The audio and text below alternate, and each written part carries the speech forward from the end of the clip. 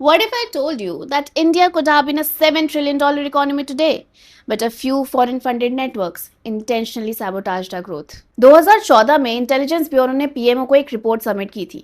उसमें लिखा था कि Green Space, Amnesty International, Action Aid और कॉडेल जैसी ऑर्गेनाइजेशंस लोकल नेटवर्क्स को फंड कर रही थी ताकि इंडिया के एनर्जी और इंफ्रास्ट्रक्चर प्रोजेक्ट्स को रोका जा सके। And the worst part was, इससे हमारे देश की जीडीपी ग्रोथ हर साल 2 से 3% से गिर रही थी। Today, we will talk about India's lost opportunities. 2005 में South Korean company POSCO Odisha में $12 बिलियन लेकर आई। इससे 8 लाख डायरेक्ट और इनडायरेक्ट जॉब्स मिलने वाली थी। And who killed it? Abhay Sahu की पॉस्को प्रतिरोध संग्राम समिति, जिसको National Alliance of People's Movements और फॉरेन फंडेड एडवोकेसी ग्रुप का पूरा सपोर्ट था।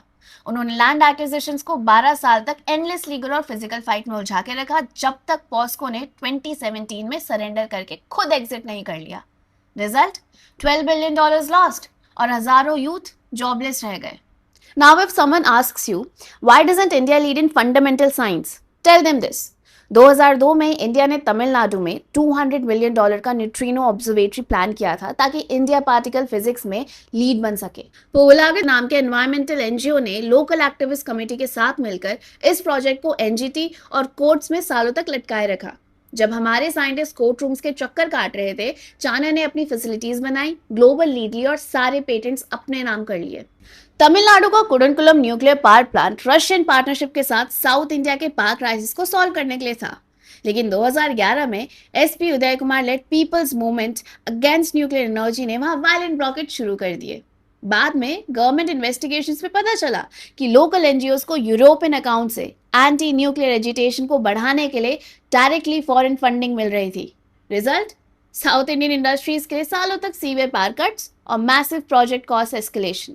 2015 में सऊदी अरामको और एडनॉक ने महाराष्ट्र को $44 बिलियन की मेगा रिफाइनरी ऑफर की, जो दुनिया की सबसे बड़ी सिंगल लोकेशन रिफाइनरी बनती और हमारी एनर्जी इंडिपेंडेंस को सिक्योर करती।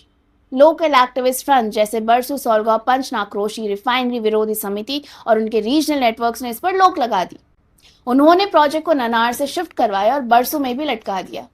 1998 के पोखरान 2 को याद करिए। अरुंधति रॉय और वृंदा करार जैसे एक्टिविस्ट ने न्यूक्लियर टेस्ट को इविल बोलकर प्रोटेस्ट शुरू किए थे। सोचिए, अगर उस समय गवर्नमेंट झुक जाती तो क्या हम आज पाकिस्तान के आगे डिफेंसलेस नहीं होते? जब फॉरेन फंडिंग से देश की ग्रोथ रोकी जाए, वो एक्टिविज्म नहीं, इकोनॉमिक वॉरफेयर है। इसलिए स्ट्रिक्ट एफसीआरए रूल्स जरूरी हैं।